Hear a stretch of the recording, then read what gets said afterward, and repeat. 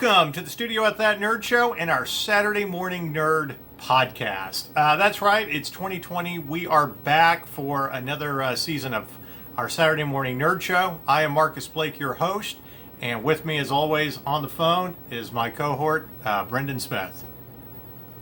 Good morning, boys and girls. And with us today, filling in for Julie Jones, is Mr. Chad Womack from our gaming staff. I'm wearing my footy pajamas and I just poured the milk in my bowl of blueberry. Nice. Always been a couch chocolate man myself. Yeah. I go either way. Well, anyway, we got a few changes for the Saturday Morning Nerd Show. We're broadcasting this on our new broadcast network / YouTube. So you'll get a mixture of us folks here in the Nerd Studio for this podcast and with people on the phone. It'll look a little bit different, but we'll still have the same, great topics that we always do in heated pop culture debates.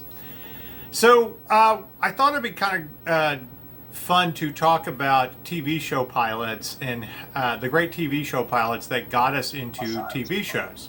Are you guys still there?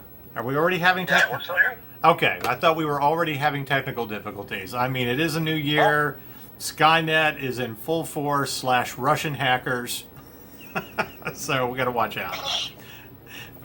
But anyway,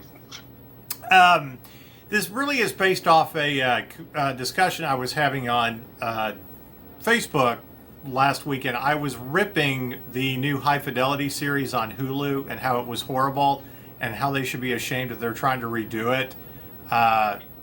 When the movie is so fantastic.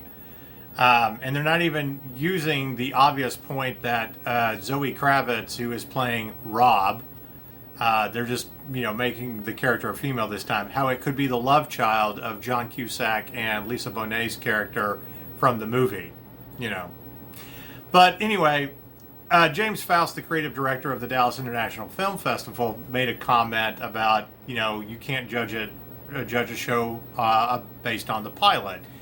And I think you can.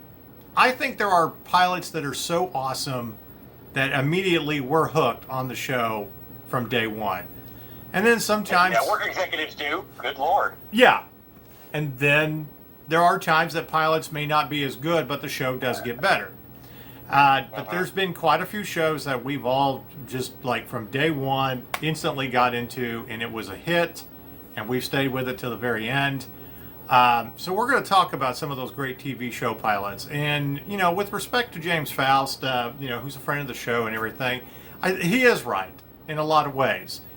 Not about High Fidelity. We do disagree on that. I think it's a horrible show and it never should have been made on Hulu. But again, getting back to the great TV show pilots. So anyway, we're going to get to that in a moment. But we're going to start off our morning podcast with this week's Sign of the Apocalypse. Just the little funny, stupid things that are happening in the nerd universe. And since we have been broadcasting the daily nerd news 5 days a week now, this popped up in our press releases, and we talked about it. There is a reboot of the old Kung Fu TV show from the 70s starring David Carradine. That's not this week's Sign of the Apocalypse. Of course they do reboots. This is what's bad about it. I shit you not, this is exactly what the description of the series is. Okay? It's about a girl who goes through a rough patch in her life and looking for, crisis of faith, so to speak, and she quits school, wanders off into the Far East and ends up at a Shaolin monastery, and of course learns martial arts. So when she's ready to come home, she comes home to find that her neighborhood is overrun by crime. So she's going to help solve that problem and help the neighborhood by using her new martial arts skills to defend the city against criminals. Now, I want you to think about that, boys and girls. That's pretty much every DC origin story of a character who doesn't have superpowers, like Batman or Arrow. Or every Steven Seagal film from the 90s. Right, or every Steven Seagal film. So I think it's safe. Yeah, go ahead. Come on, kickboxing. Van Damme right there with you. Yeah, Van Damme too. So it sounds like to me the Kung Fu reboot is just yet another superhero TV show that they're putting on the CW, and that's of course where they're doing the Kung Fu reboot. So it's not really a Kung Fu TV show, it's just another superhero show that they're having. So I just thought that was absolutely hilarious the way they described it. Well, and let's be honest, and if you're our age, you already remember the sequel to Kung Fu. They did Kung Fu: The Legend Continues when we were in high school. Yes, they did. And they brought David Carradine back, and then they had the guy from Silk Stockings, because, once again, guys our age, we didn't have Cinemax. Yes. So we had to watch Silk Stockings on USA late night. Yes. Well, and what's great about that TV show is they didn't just have The Legend Continues in the Old West. No, they jumped like 100 years to the modern age, because apparently he's 100 years old. He hadn't aged. Right. Like, apparently 15 years. Apparently Kane is a Highlander. Yeah. Right. Now, I'm not saying that we aren't going to at least check out the pilot to the new Kung Fu reboot. We will. But I find it a little ironic that now that Arrow has ended, and we've wrapped that up after 8 seasons, that it sounds like to me you're just kind of, retconning that pilot a little bit, where he'll be trained by... If we're gonna have a female character doing this, can we just have an Arrow spinoff with Katrina Law as Nissa Al Ghul? Absolutely. That would have been a better story. Absolutely. Yeah, that I could go for. And by the way, if you don't think that she can be a badass in anything that she does outside of Arrow, you've never watched her in Spartacus. Exactly. That's exactly what I was about to say. And she's being wasted on Hawaii Five-0. I mean, come on, really? Is she even on that show? Yeah, she went from Arrow to Hawaii Five-0. She's a series regular now. Well, I know when they tried to do the Training Day TV series, it only lasted 13 episodes because Bill Paxton died. She was on that, and she was good, but... hey, it's a paycheck, and good for her, because not every actress has one, but... it's just like she could be Nissa Al Ghul, and that would be so much cooler. Right. So, well, anyway, that's one of the new things that's coming out in the fall. So we'll see what it is. Now, the Jessica Chu Wayne, the girl from Iron Fist, the actress from Iron Fist, who was also in Star Wars, and I forget her last name, but her first name is Jessica, and I apologize for that, but I was thinking, God, if you really want to add injury to insult to this pilot, you should just cast her. But anyway, but that's this week's Side of the Apocalypse. I will say this: there's been a lot of stuff, about pilots, coming out. They're rebooting the Equalizer TV series with Queen Latifah as the Equalizer. Which I know. You know about that? Yeah. Oh, yeah. No, come on. Yeah. At least with Denzel, even with Denzel Washington, I was like, look, first of all, this is just, you basically took the Robert McCall character and used it for Denzel Washington because they killed off the Denzel Washington character in Man on Fire. Okay? Right. Because that was the same character, essentially. So, right. And I'm like, but that was at least good. At least it's Denzel. Right. I actually like Queen Latifah as an actress, but as the Equalizer? No, I agree with you. Gina Carano as the Equalizer, sure. I don't really... She can kick somebody's ass. Yeah, I don't really see her as the Equalizer. We'll check it out, but my point is, one of the pilots that they have CBS has cast, and it's going to probably end up going straight to series, and it just got announced today, was they're doing a TV series about Clarice Starling. And it's not a reboot of Silence of the Lambs. it's actually a sequel. It's about 1 year after the Buffalo Bill case and where she's at in the FBI, making a name for herself. So it's a TV series kind of set between Silence of the Lambs and the Hannibal film. And you're like, okay, I can buy that. Because there's a lot that you don't really get to explore with that great character. And a TV series is, a good place to go for that. Even though I don't think it's going to be, a period piece. I don't think they're really going to be setting it, well, maybe they will. Who knows? But yeah, some of this stuff that they just come out with is just, come on. I mean, I know you don't have any original ideas anymore. Obviously. Yeah. But I mean, if we're gonna reboot something, how about BJ and the Bear? We need a good TV show with a detective and a bear. Anyway, give me Sheriff Lobo back. How about Renegades? Bring that. They're Manimal. Let's do Manimal. Manimal. That's our. You know what? It's never too late to bring back remember the Cop Rock show where it was like, God. Hey, let's do a really creepy live action version of the Bill Cosby. Oh wait. Oh. Too soon. Ouch. Wow. I'm on roofies. Yeah. Oh my God. We're terrible. But we're going to hell, yeah. Yeah, but it's not like we're wrong. Oh, I'm driving the bus. I'll ride shotgun. So, anyway, I wanted to kind of segue into the topic of our show by talking about a series that dropped on Amazon this past weekend. I will be doing the full review for our website, but I did want to at least talk about it. Hunters.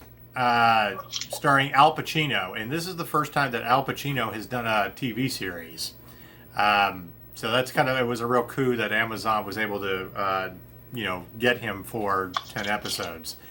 But the story is about it's a group, it's a group of Jewish activists, so to speak, who are hunting Nazis in the U.S. During the late 70s. All of the Nazis that the U.S. basically brought over for the science programs and stuff through Operation Paperclip, they're hunting them down. And some of them who have gotten over here and lived their lives and infiltrated American society.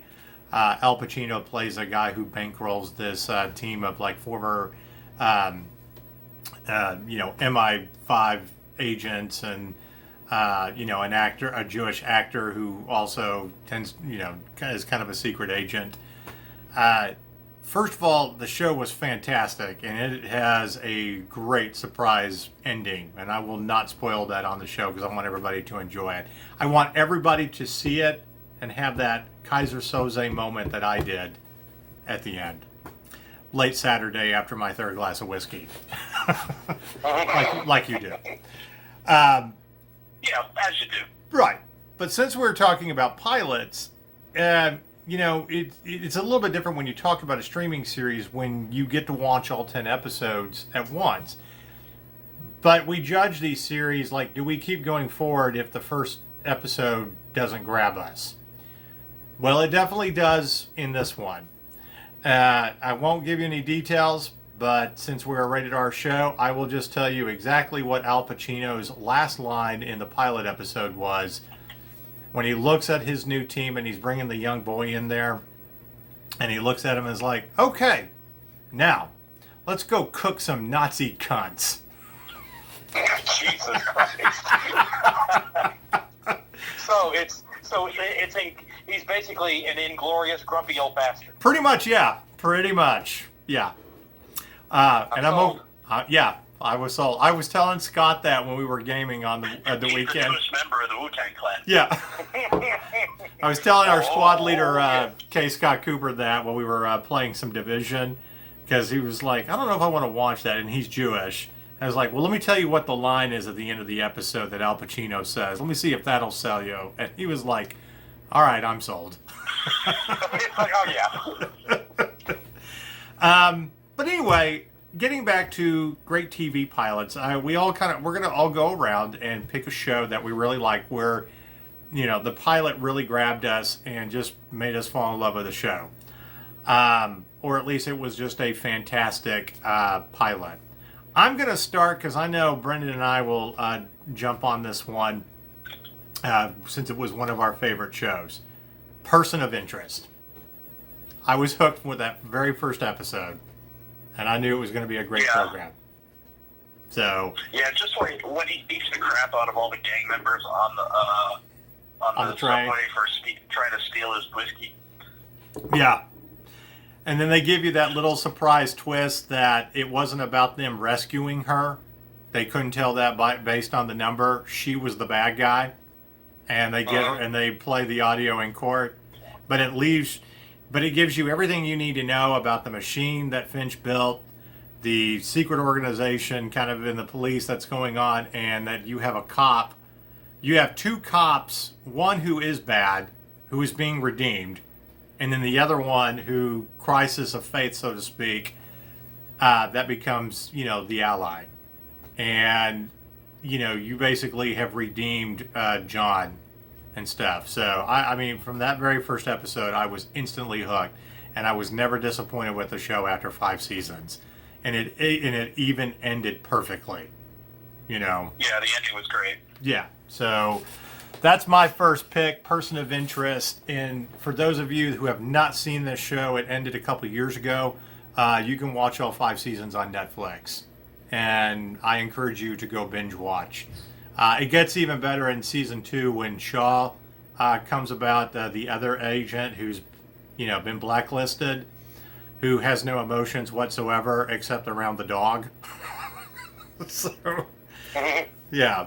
And then, of course, Amy Acker as Root. Yeah. Allison. And one of the coolest dogs in the world, a Belgian Malinois. Yeah. Allison Costa, who also loved that show and loved to talk about it with us, she's our nerd mom, and, she's a PG-13 mom, and she was like, I really love the show, but did they have to kiss on TV? And she said that on a podcast one, and I mean, without skipping a beat, Brendan are like, yes, they did. We want more, Amy. We want it. Like, why is this a question? Right. Don't ask us that question. The answer is a very rhetorical yes. We want more love scenes. Rhetorical. Right. So, anyway, that's my first show. And Brendan, I'm going to start with you. Give us a TV show where the pilot a great pilot where it just instantly hooked you into the TV show. I guess it really wasn't a pilot, just the first episode, but the very first episode of Netflix's Daredevil. Damn it! Damn you, Brendan! You know what? I almost started off with that. But I've got a big shitty grin on my face right now, like I just told everybody thunder. I almost started off with Daredevil. I did, but I knew somebody else would want to pick it, so that's why I chose Person of Interest. Yeah. Yeah, I got to co-sign that. Yeah. It was, well, it's a good thing you're co-signing it because we're about to go off on a tangent. Lead the way, sir. Why was it a great... I'm sorry, we're called That Nerd Show. I had to throw a math joke in. I mean, come on. Why was it a great episode for those who haven't watched Arrow and should be ashamed of themselves for not having watched, Daredevil? Well, I mean,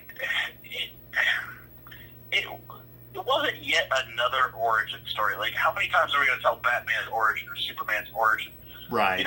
They give it to you in flashbacks, and they give you only what's important, just enough so you understand the character if you weren't a fan of the character beforehand. They didn't spoon feed it. Yeah, exactly. They assumed if you're watching Netflix for a comic book show, they assume you know something about the character. Right. And they give the casual folks just enough. They get the cliff notes, they give it flashback, and it works within the story. And then just for me, I love Charlie Cox as Daredevil, and supposedly they're bringing him back for the MCU, which is phenomenal. Oh, great. But that's only supposed hearsay, so we'll take that with a gigantic grain of salt until we actually hear for sure. True.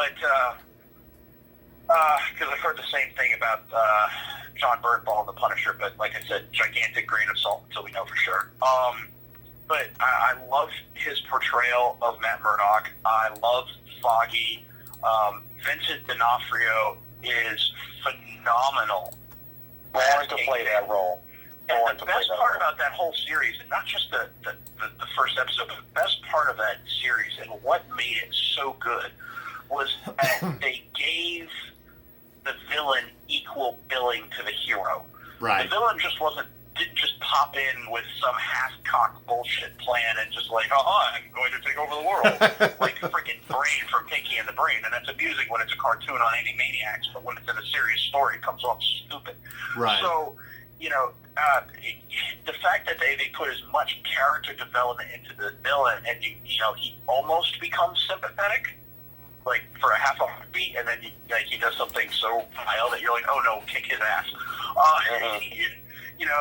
So I thought they did a wonderful job of building the world, building the story, building this dichotomy between Daredevil and Kingpin, and had fantastic characters around them between Foggy and Karen, and Aaron was Kingpin's best friend, and of course his love interest. And so, how many times does a villain get a love interest that's not some crazy psycho chick? This woman was a refined art dealer. She was beautiful. She was intelligent. She wasn't a damsel in distress. She was a strong woman, even though strong-willed, even if not, strong in combat or whatever. So there was a lot of layers to the show, and it was all there right away, and it grabbed you with both hands. And then, of course, it was filmed beautifully. The action was done amazingly well. And the next thing you know, 13 episodes later, it's 4 o'clock in the fucking morning, and you're going, good God, thank Christ this came out on a Friday. If it came out on a Tuesday, I'd be screwed for work the next day. So, it's in the last 5 years, it's probably the best first episode of a show I've watched. I don't know if it's the best that I've watched in the last 5 years, but I will definitely put it up there because it instantly grabbed you. See, I say the same thing about Stranger Things. I wasn't thinking that much about the show, but I started it late on a Sunday night, and not only did it literally have this weird, eerily feel like I was those 80s kids, them playing D&D, then you start off with a mystery, and you get everything that you need to build up everything and set up who your characters are going to be that you're going to like. I didn't, and with 8 episodes, I didn't go to bed till 3 in the morning.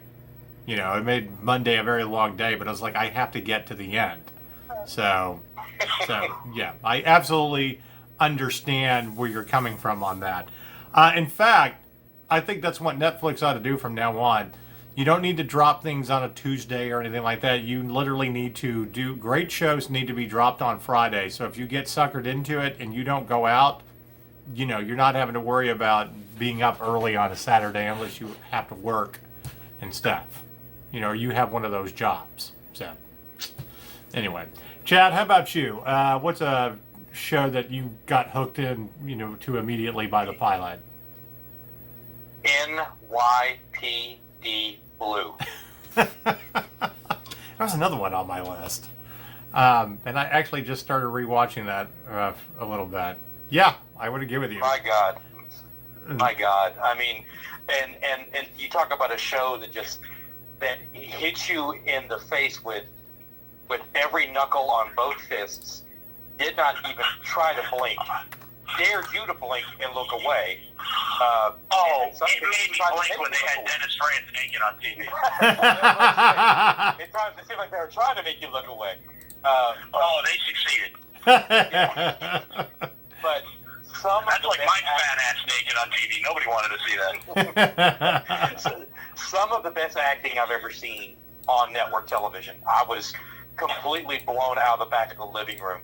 And just as he goes through partners left and right as different actors left the show, watching Jimmy Smits's character go through his decline in health and his farewell episode is probably one of the most emotionally powerful television episodes of any show I've ever seen in my life. I remember clutching a pillow and a comforter and weeping into it because it was so powerful. Yeah. TV shows just don't do that to people. It's never done that to me. That's the first time that ever happened to me, that I was so emotionally affected watching somebody's character arc come to a close that it devastated me, literally devastated me. Right. I gave you that. I watched the pilot literally not too long ago, and I didn't really remember it when it first came on TV. I mean, I remember all the controversy because we were in high school and everybody was talking about it the next day. But to go back and watch it and it still stands up, 25 years later. Yeah. I will never forget the thing that will always stick out in my mind in that pilot episode was Dennis Francis' character talking to the woman that he would eventually marry. Right. And she was throwing some lawyer legalese at it, because I want to say she was the assistant DA or something like that. She was. And she made some kind of mention of an ipso facto, and he grabs himself by the junk and says, "Hey, ipso this, you pissy little bitch." Yeah. I was like, "Wow, we have arrived." Well, and I think for that time, I mean, it was very raw for the time, that you just hadn't seen a cop show like that, and it started to break molds, and that's part of what made TV in the early '90s. ER did the same thing. It brought you face to. That's another one on my list. Yeah, another one on my list. I didn't watch the entire series. I mean, of course you could have cast members come and go, but I watched early seasons with girlfriends who loved the show. But that was another great pilot that immediately got you hooked with your core characters. And not only are you dealing with, incredible cases and all that, but you have one of your own who ODs and nearly dies. And you're like, holy shit, everybody has problems and blah, blah, blah. And it's just the endless cycle of, the ER. And it ends perfectly with waking Dr. Green up. Okay, you've slept for an hour. Now you can, get back up. And then, him trying to catch another hour of sleep on like a 36-hour shift at the end of it. So that's what I do love about the 90s, is they really started pushing the envelope with very raw TV, more than what we had ever seen before. And it was very gritty. It was really dingy. Almost had like some of those shows almost had like a Fincher type filter over it. I mean, they really do that.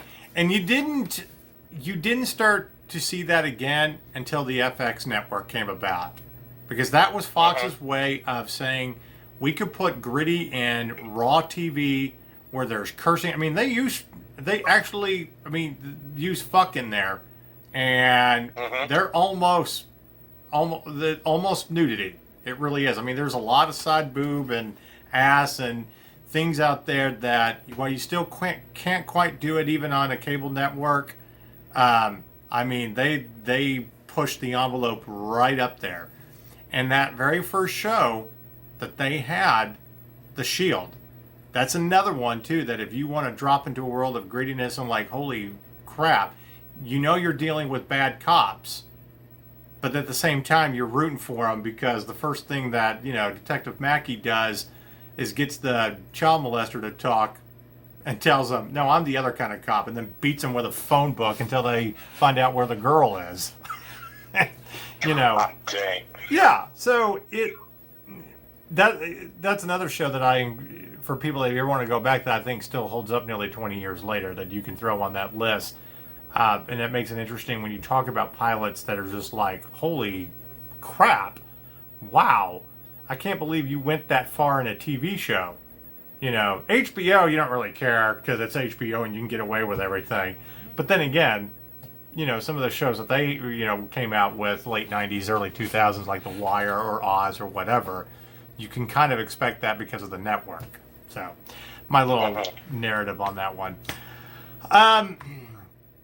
It's funny that we talk about that, because Daredevil and NYPD Blue, if you go back and read the discussion I was kind of having with James Faust on this, those were some of the shows that he threw out there as well when he was talking about pilots. So I'm going to throw this out there because when I got done watching The Hunters, because of the period piece, and of course Amazon likes to recommend shows, they were recommending The Americans, the FX show about the Russian sleeper agents. Oh yeah. And I immediately fell in love with that. I knew I was going to like it because of the historical aspect of it and it being a period piece, but that was another pilot that, almost an hour and a half that literally dropped you in there, with these agents, from, oh my God, you're sleeping, with people to get information. You immediately start out with one agent getting killed, but then you're taking down a KGB defector, and then you meet the FBI agent who moves in next door. But I actually just got through season 1 again after I watched Hunters. I was like, God, I haven't watched that in a while. And that's, I credit that show as being very accurate about what those programs were, and them really talking about how the Russians viewed their agents, that it doesn't matter, you have to do what you have to do. And they would show flashbacks of what the training would be, where you would have to sleep and seduce people. And sometimes it would be homosexuality, and you're dealing with these two people that were put together but might actually love each other and dealing with their own problems. Should you defect? Should you not? And all of the signals and old school way of doing espionage. One particular interesting fact about that show, the creator who actually worked at the CIA actually had to submit his scripts to the public communications department or whatever of the CIA to make sure that he wasn't spilling any actual secrets that they didn't want in the accuracy of the show. Yeah. But that's how close, they really got to everything. But that's one of my big picks about, if you like that kind of stuff, the period, that pilot alone, because it literally ends with the FBI agent being overly suspicious about the neighbors, sneaking in and checking the car in the garage, while Philip is in the shadows with a gun and a silencer ready to put his lights out to see what the FBI agent's going to really do.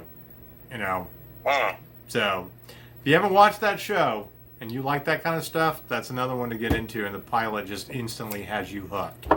And Kerry Russell is absolutely gorgeous in that show, and a badass. But she always has been. So, that's one of my picks, The Americans. I got a few more. Brendan, how about you? What's another one? I'm going to stay on FX, and I'm going to go with Justified. Oh my God, that's another great one too. Yeah. Yeah, because first of all, speaking about roles that they were born to play, like D'Onofrio and Kingpin, Timothy Olyphant in Justified is phenomenal. Yeah. He is, and even it's bookended by two of my favorite episodes of television, because I love the ending of it where I think it was his wife tells him that you're the most angry man I know. Yeah. And you just see him sitting there on the porch just stewing in his own anger. He's actually won. He's done everything he set out to do, but he's just still angry. And he's not loud about it. He's just intense. Yeah. And you can tell he's angry. It's just a really good ending to the show. And in the beginning, he starts off as a marshal in Miami, and he's telling the dude to get out of town like it's the Old West. And the dude draws down on him, and he quick draws and shoots him right in a restaurant. Yeah. How does that not get your attention? Right. So it was like an Old West in the middle of the Deep South. It was fantastic. And then, of course, the Harlan County itself becomes a character in the show when he goes home, because there's all this backstory of him growing up there, and his father's a criminal, and he's a lawman, and his best friend from high school is a criminal, and who is basically an FX regular. I mean, he's been on the Shield. Walter Goggins. Yeah. Yeah, Walter Goggins. Yeah, thank you. I mean, he's a phenomenal actor, and that's when he's playing, a bad guy. He's a great villain.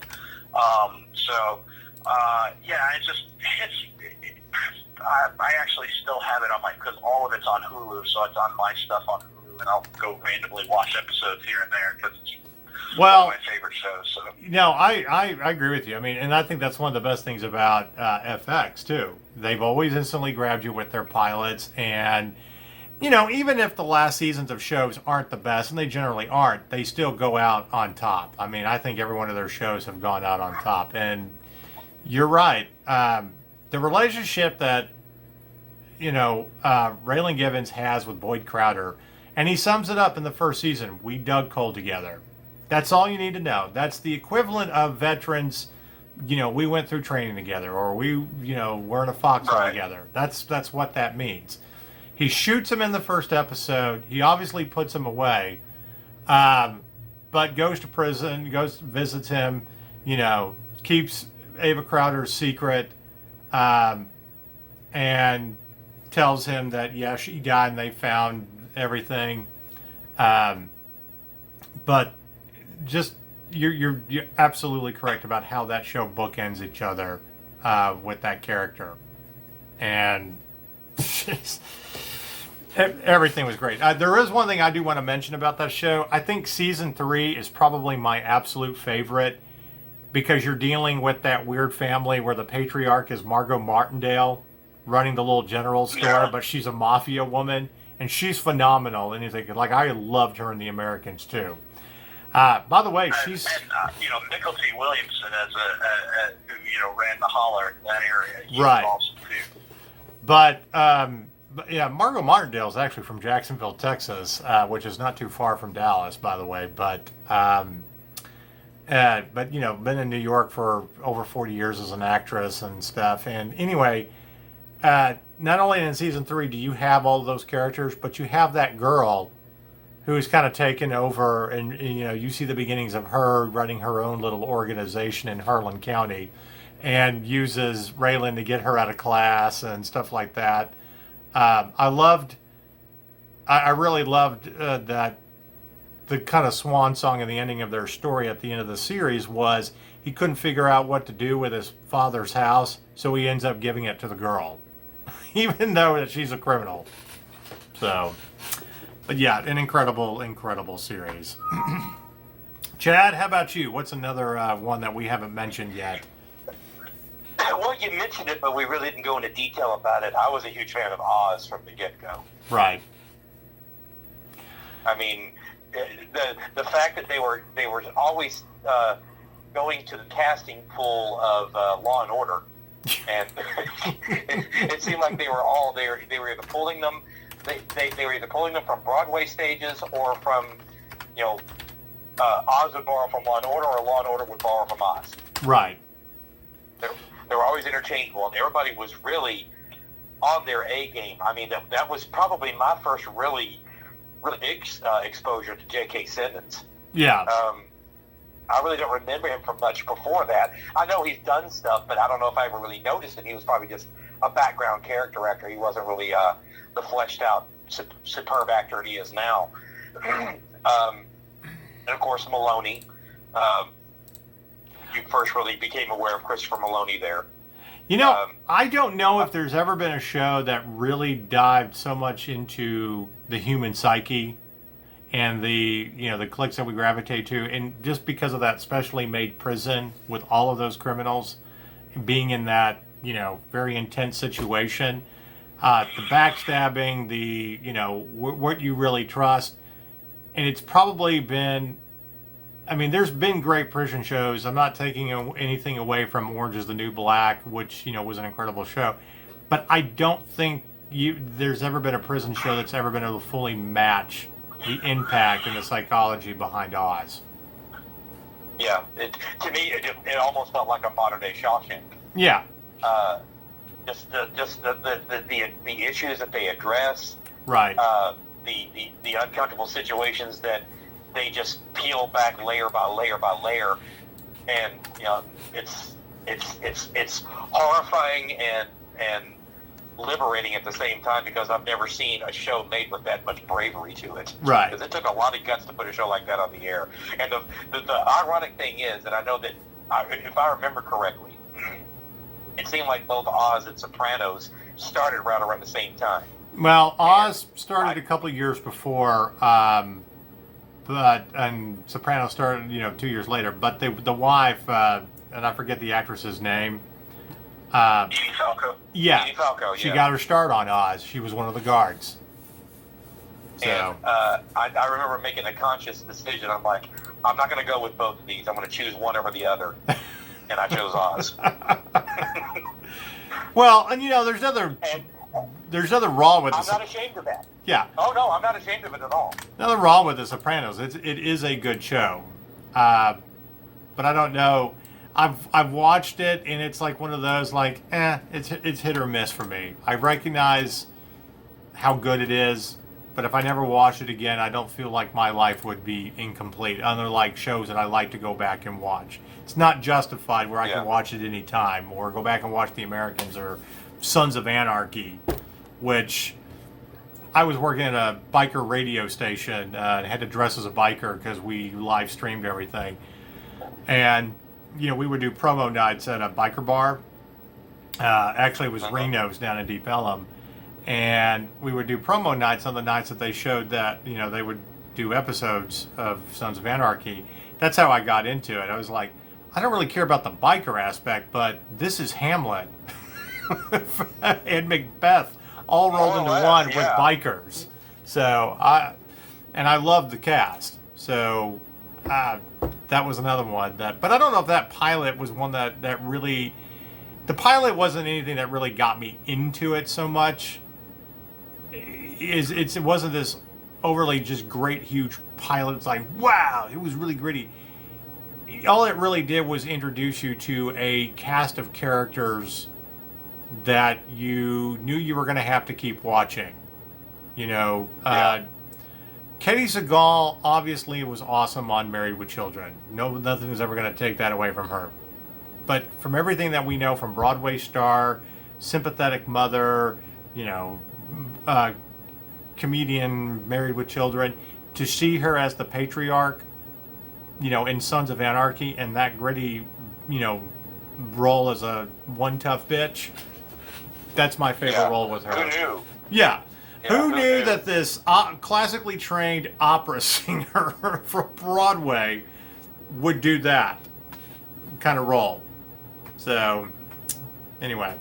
So, I'm going to throw in a Texas show that I don't think gets talked about enough. And it's Friday Night Lights.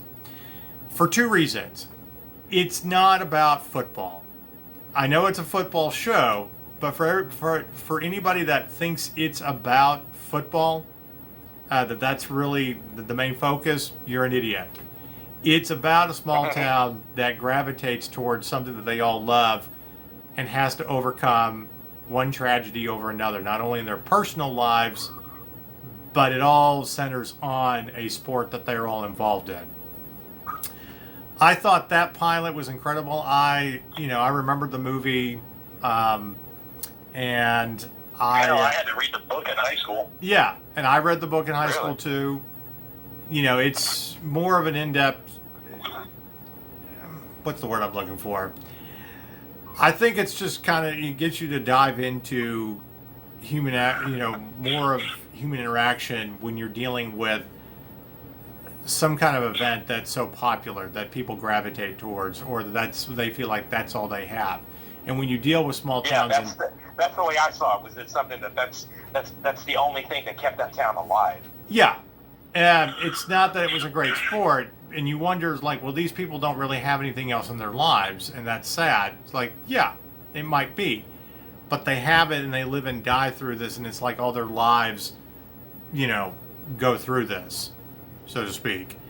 But to end the pilot episode on the number one quarterback in the country, okay, who is, a foregone conclusion to go off and start at college and be in the NFL one day and, a savior and win them a state championship, and then to him go down and be paralyzed, where you got to have the backup come in, who was quite content riding the bench all season, and he's an artist. He's just playing football to play football. Takes care of his grandmother while dad's serving in the army. you dive into all of these people's lives and the pressures they have to better their lives and how they come together as a community, especially through that tragedy. And then, of course, you know, Coach Eric Taylor is one of the best characters on TV. The use of music to the narration, especially at the end of that episode where all hell is broken loose and you're just like, what the hell are we going to do now? All our hopes and dreams went down the toilet because of this injury. And then you have to see it unfold throughout a season and how to get back and then, you know, and then how their lives changed so much over the course of 5 years. That pilot alone, and I'm not to say that I'm not a football fan, it was like, I had to keep watching to see how they were going to overcome this and to introduce all of these characters. And really focus on their individual stories. And I thought they did a fantastic job over 5 years.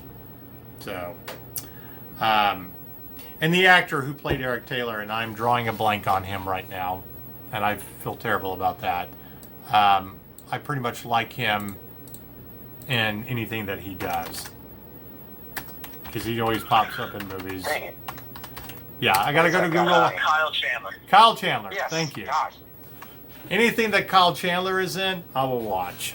So, and I loved him ever since he had that TV series Early Edition, which was, my mother used to love to watch that, about the guy who would get the next day's newspaper on his doorstep, and he, you know, had to solve problems to make sure bad things didn't happen or whatever. That was one of his like first TV. Yeah, it lasted for a couple of seasons. It was almost like a Quantum Leap type thing. Right. Yeah. So, but that's a good Texas show that, I mean, the pilot just instantly gets you into and is fantastic. So, Brendan, how about another show from you? Great TV pilot. So one I just discovered recently on Hulu. If you're a fan of baseball, Brock Meyer. Yes. Hank Azaria from The Simpsons plays a famous baseball announcer who, in the first episode starts off, I shit you not, this character is like Bob Uecker's character from Major League, but like 20 years younger and straight up alcoholic and R-rated. And so the very first episode, he's calling a game, and it's the Jerry's Gelatin 8th inning. If somebody hits a home run, Dan from Sedalia will win Jerry's Gelatin. And he goes, and he starts off, he goes, now this is the great Vin Scully once told me that the only way to call a ball game is to open your eyes and tell the truth. All misses want to know. Here's the truth, ladies and gentlemen. Today is the 20th anniversary of the first time I told my wife Lucy that I loved her. So to mark this auspicious occasion, I went home and brought her some gardenias. They're her favorite flower. All misses outside 2-0. Now, imagine my surprise, ladies and gentlemen, when I opened the door and I saw a half a dozen naked folks engaged in what could only be described as a desperate and hungry account of a love making. Strike on the inside corner. And there was my wife Lucy in the middle of it. She was wearing a strap-on and she was plowing our neighbor Bob Greenwald, and I do need right in the ass, ladies and gentlemen. Count runs full.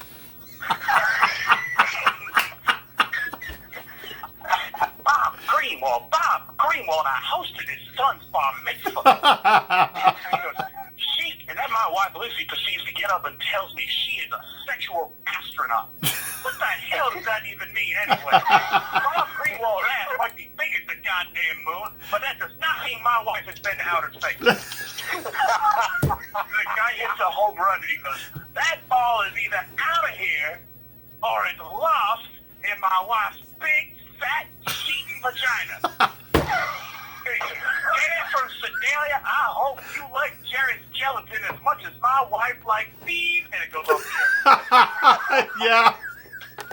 That's the opening scene to the show. Holy shit. Oh. So he goes, all right, they flash forward 10 years later, right? And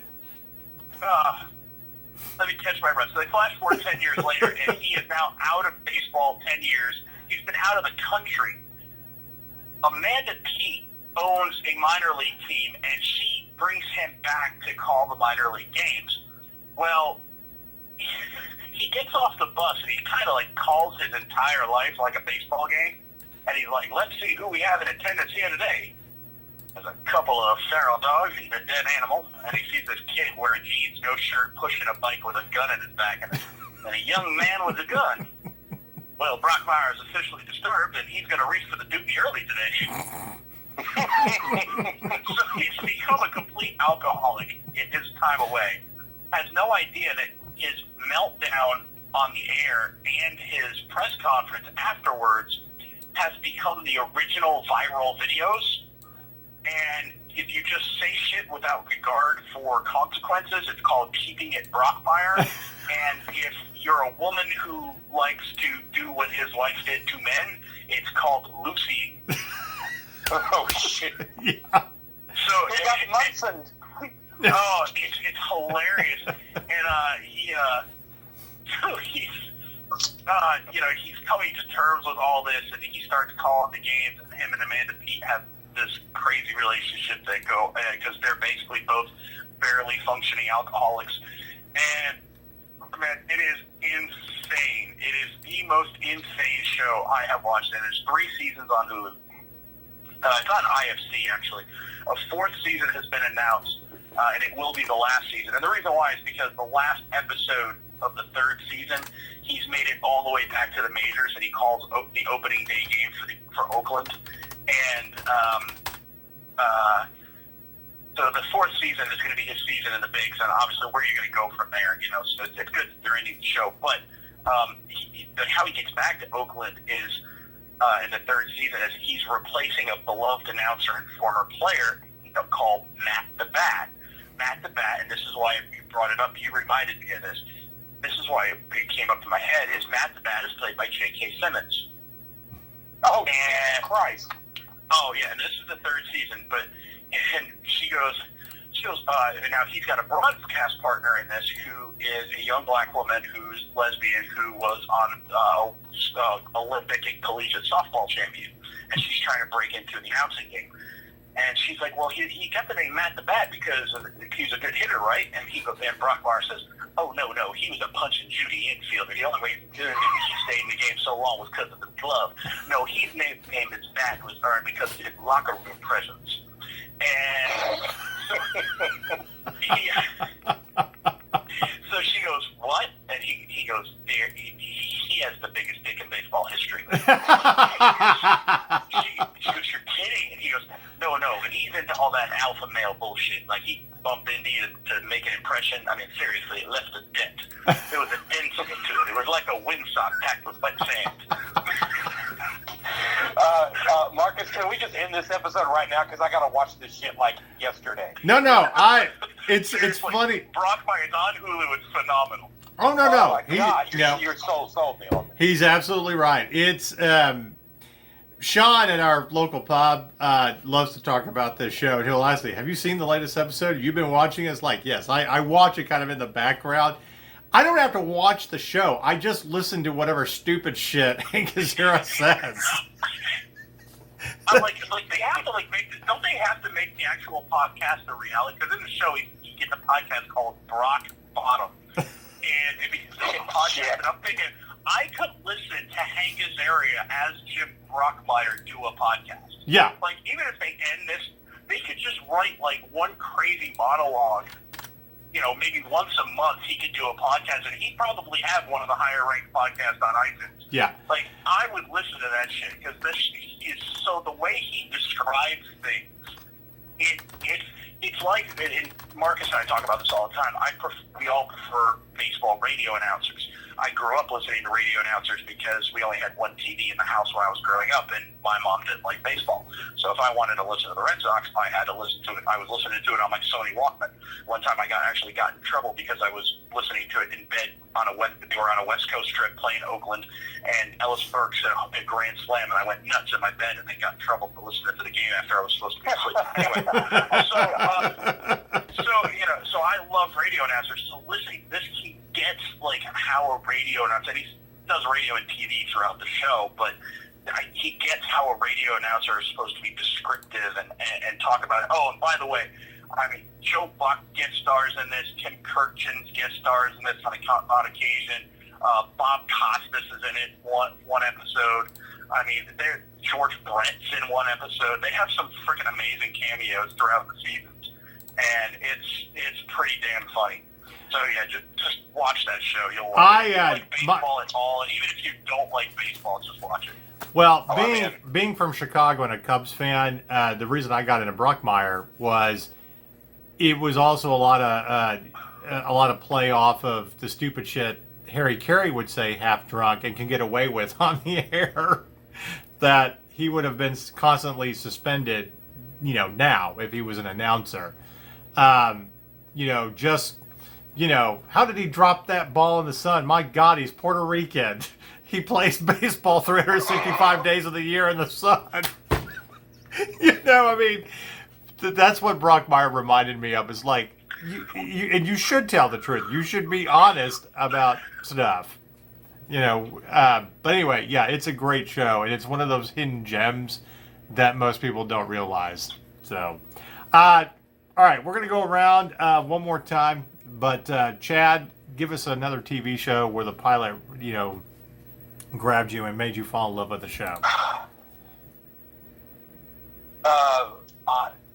Honestly, the one that really sticks out most vividly, and boy, this thing jumped the shark really hard afterward, was Heroes.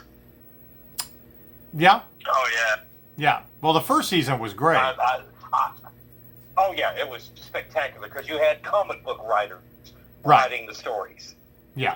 And the writer's strike killed that show. Yeah. Eviscerated that show. It was so hard. It was so heartbreaking to watch. You're like, wow, this first season was great.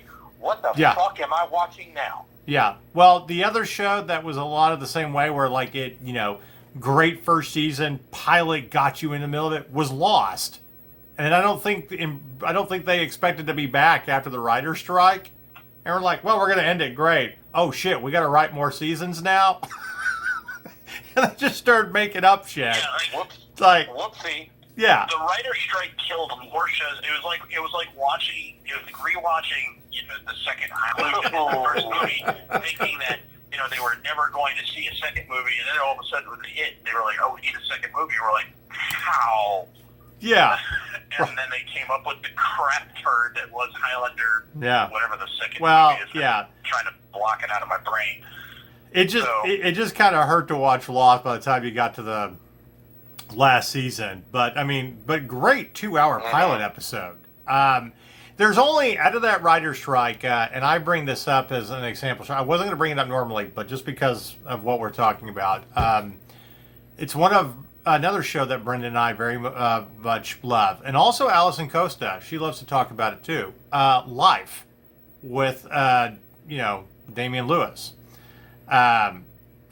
It's, great show, yeah. Yeah, about the cop who gets accused of murder, locked away for 12 years for life, and then he finally gets out. And what does he want to do? He wants to go back being a cop. But he gets a $60 million settlement from L.A., his badge back, and he's a detective, which means he has access to case files. And while he's becoming a cop again, he's going to solve his own case. And, it's got Sarah Cherie in it from Person of Interest. Was one of her early roles. And to top it all off, he got into Zen. So he's like a Zen Buddhist and has great, one-liners throughout the entire, throughout the entire series. But that was another pilot that instantly, grabbed you, his very first case, and they're looking for a lost bullet because a kid died, and he just looks at the cops. Did you ask the dog? They're all like, what do you mean, lost dog? The dog's just sitting over there covered in blood, covering something up. You got to ask the dog. He starts pulling all this Zen crap on the dog and finds the lost finger that the dog bit off that will give him a fingerprint. It's just...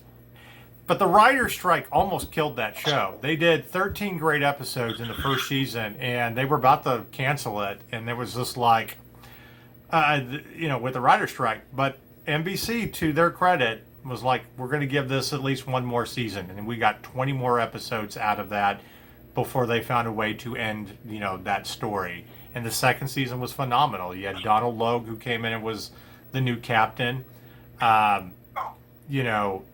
Ted, the guy playing Ted Early, Adam Arkin, was great. And Helen McCroy, Damian Lewis's real life wife, came in and played a part. And it was so glad they found a way to give you basically like 35 great episodes in a series. And to give you this full story with these characters and to kind of let them come full circle. And like I said, it ended perfectly. Like, we weren't upset. It didn't end on a cliffhanger or anything like that. So, we didn't have to send peanuts at a protest like we did with Jericho to get a second season when you end on a cliffhanger. Yeah, that is what. Are you familiar with that story, Chad? With what? Jericho. What happened when Jericho got canceled after one season? I remember something about it. So what happened was the last episode. Skeet Ulrich's character is talking about his grandfather, who was acting about all the balls, and talking about the commander. It was Lieutenant Colonel, I forget his name. But when the Germans surrounded him and asked him to surrender, he replied with a single word: nuts. And when word of this got to Patton got on his high horse and hauled ass there to save his butt, because we're like, he was like, damn, that's a fine man, we have to go save him. Yeah. So,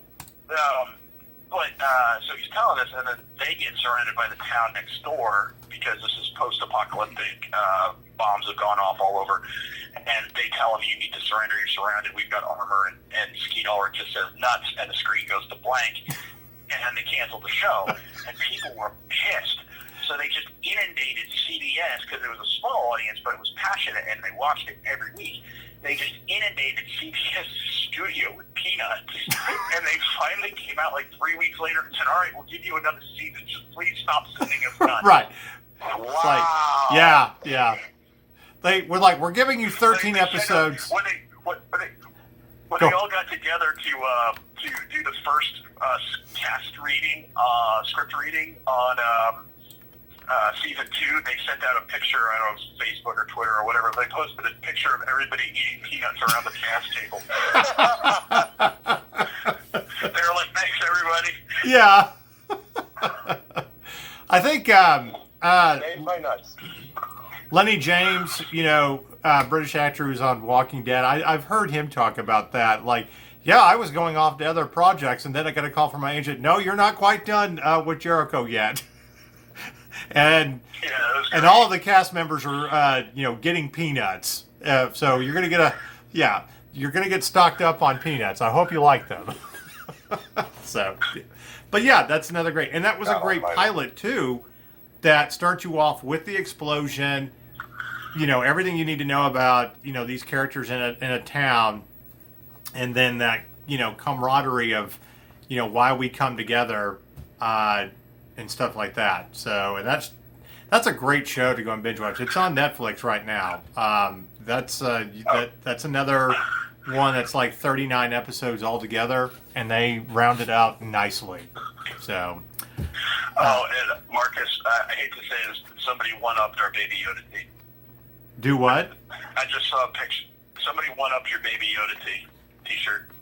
I just saw a picture of a guy in a gym, and he's wearing a Baby Yoda t-shirt, and Baby Yoda's got jacked arms, and his little teacup says whey protein, and it says, this is the way. Nice. Fair enough. All right. So I'm gonna throw in 2 more shows just real quick that I think the pilot started you off great. One's a classic, and one of them is really just for me. That's Julie and I could probably talk about this show forever if she was doing this podcast, but I'll just mention it. The Newsroom. A huge fan of Aaron Sorkin, but when you come out about a show about a news agency, and your main character in his first little big monologue is America is not the greatest country in the world and takes everybody to task, about why we're not great, and basically pisses off conservatives and liberals and everybody else. And then it's about redeeming him and making him into a top newsman, Cronkite-like character that takes on, big government, the Tea Party, liars, all while, they're trying to fire him because he won't play nice by calling people out for being liars and who they are. I thought that was absolutely brilliant. And you can watch, I love the people that just do that clip, that little 5-minute clip on with Jeff Daniels. And I think it's the brilliance in the writing. It sums up everything that we always complain about with politicians. Whether you're liberal or conservative, we all pretty much agree that this idea that we're the greatest country in the world compared to other nations who seem to get it and have better quality of life, and and just the bullshit between our politicians, it's like finally something's calling you out for that. But was instantly hooked on the show from day one because of that. But that's for the Aaron Sorkin fans out there. Now this is for the classic TV fans. Cheers. That pilot immediately got you. Yeah, you knew where I was going.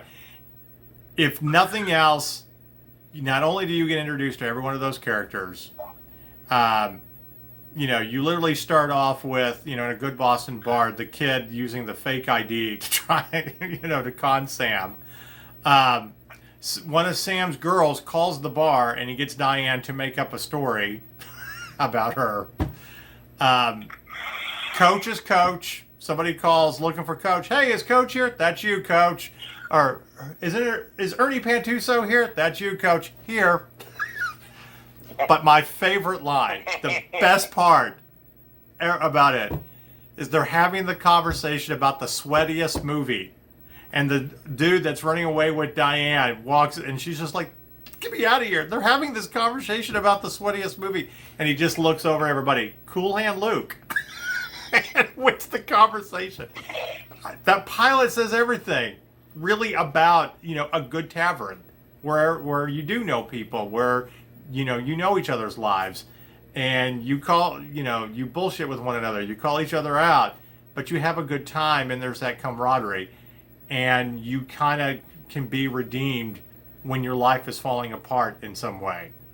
And it was funny, heartwarming, and you knew the show was going to be great from that one pilot. And I remember watching it with my mom and my grandparents, and my folks had just gotten divorced the year before, and it was just one of those great sitcoms that you were instantly hooked. And I watched every episode until the very last one. In fact, my grandmother taped the last episode for posterity, and it had perfect bookends to those people's lives over 11 years. So that's my last one. Brendan, what's the last show that you recommend?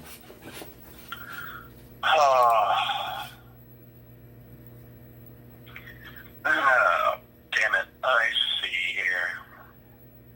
Well, we'll go to Chad. I'm gonna have to go.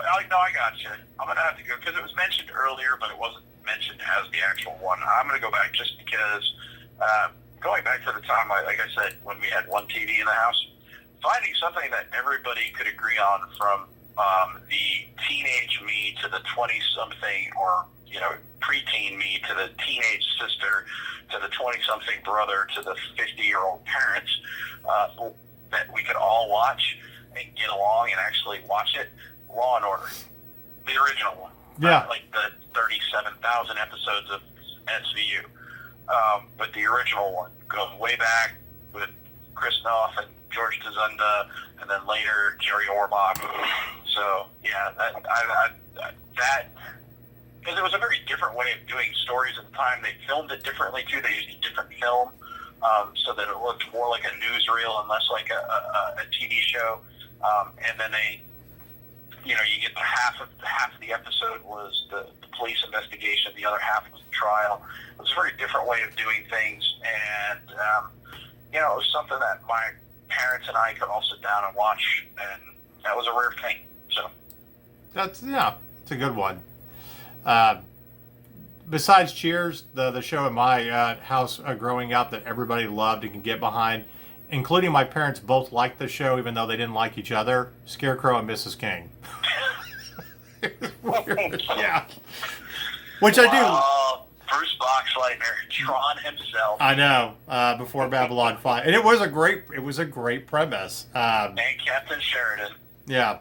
So, Chad, how about you? What's that last show that great pilot that just got you into the show?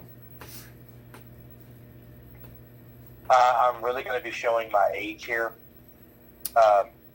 but given the fact that we were all starving to death for something like Star Wars on TV in the late 70s and early 80s, it's almost like you know where I'm going with this, don't you?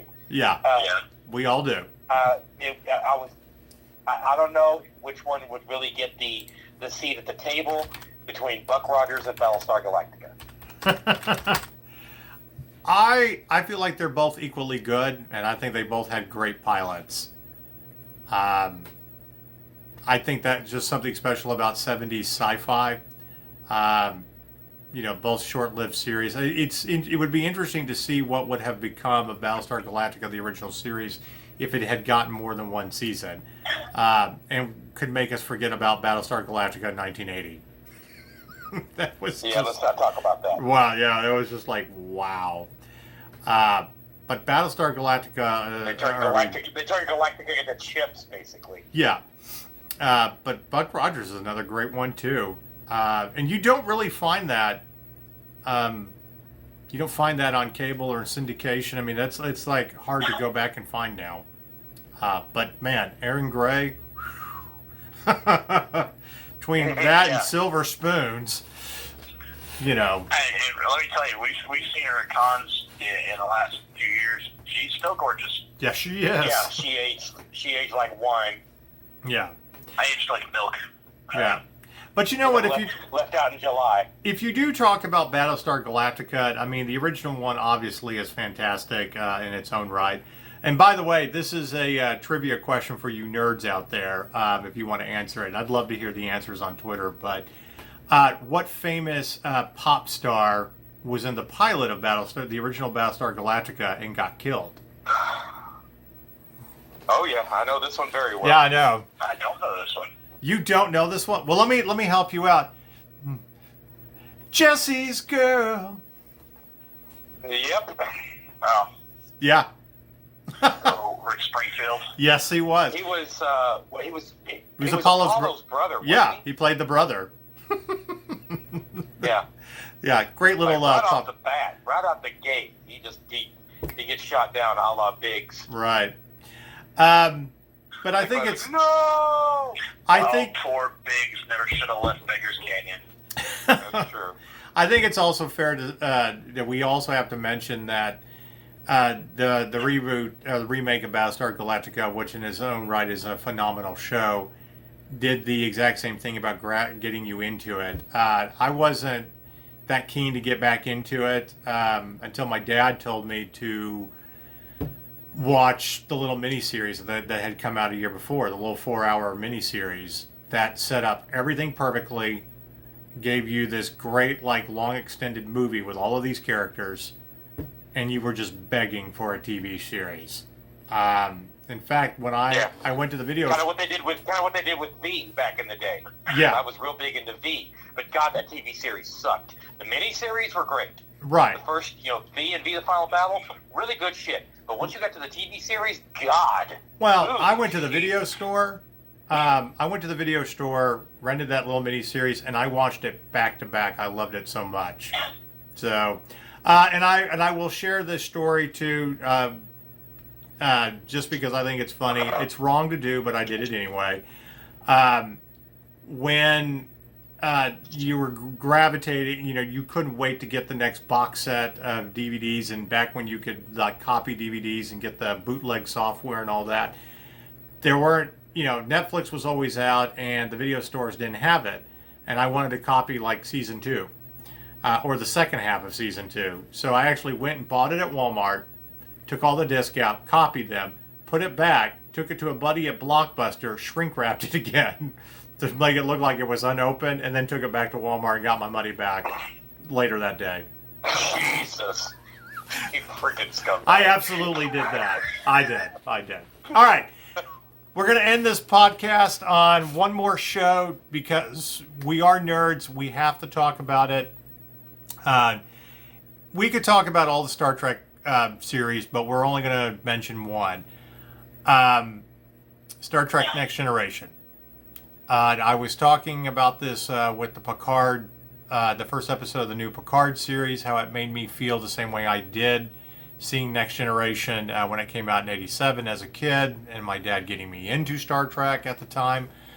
But the fact that you had this great 2-part episode, and it was like 2 whole episodes all wrapped into one storyline, was so fantastic to introduce you to a new Next Generation of Star Trek. And right out of the gate, you introduced fans to a whole new character, an alien being with the Q, putting humanity on trial. I could go back and watch, the pilot episode, Escape from Farpoint, multiple times and never be tired of it. It's just worth mentioning. All right, so that's our podcast for this evening. There are plenty of other TV shows out there that had great pilots, and TV shows that went on to be great where the pilots weren't really that good. And we'd love to hear your idea, things that we haven't mentioned. Obviously, there's a lot that we haven't mentioned. So tweet us out at That Nerd Show. Let us know about a show that we didn't mention that we might have forgotten, and stuff. And no, we will delete your comment or ridicule you if you tell us that Grey's Anatomy it should be on that list, because it absolutely should not be. In fact, we're going to set the rules. The only doctor show you're allowed to mention if you tweet us is called House. Other than that, we don't care. Mm-hmm. That is correct. We have standards. So, all right. We are out of here. We will be back next week. Say goodbye, guys. Goodbye, everybody.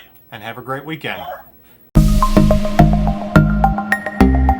Hello there, fellow nerds. I'm Marcus Blake, the editor and producer of That Nerd Show, and we need your help. That's right, we need your support. Like any news outlet, we rely on advertising and donations to keep the lights on. To be the greatest show in this universe, we need funding, and that's where you come in. Like most artists out there, we actually have a Patreon account, and we're asking for donations. But we're not just asking for you to give us money. We actually have stuff that we're going to be giving away if you donate. So we'll be uploading more and more videos to our Patreon account from YouTube, from our daily news to interviews with celebrities to gaming videos and all of our other individual shows that we are doing here in 2020. But to keep us going, we need a little bit of funding. And again, that's where you come in. So it can be as little as $1. $1 makes all the difference in the world. And you can do anywhere from $1 to $3 to $5, all the way up to $500. And we're going to be giving stuff away for your donations. So you can get some Nerd Power wristbands or any other wristbands from our series of wristbands that we're creating for nerds. You can get cool retro gaming t-shirts from our Nerd Swag shop if you make a donation of $20 or more. You can even get advertising on our website or within our videos if you make a purchase or donate $50 or more dollars. We have different tiers, like most artists. Want that new video game that's coming out this year? You want to be playing the same video game we are as we're reviewing it? Hey, you can do that with a $100 donation. Are you looking to get a new console before the year is out? Hey, $500 and you can get an Xbox One, a PlayStation 4, or even a Nintendo Switch. It just takes a little bit to help us. As little as $1 per video that we do. And we're going to have a variety of videos that you can help support. So if you like our content, if you like everything that we do as nerds, from honest conversations about pop culture to great celebrity interviews to wacky and fun gaming videos, then help support us on our Patreon account. You can check us out at patreon.com/That Nerd Show. You can check us out at patreon.com/that. Take 3. Go to patreon.com/That Nerd Show and make your donation today. Even if it's just $1. We would greatly appreciate it.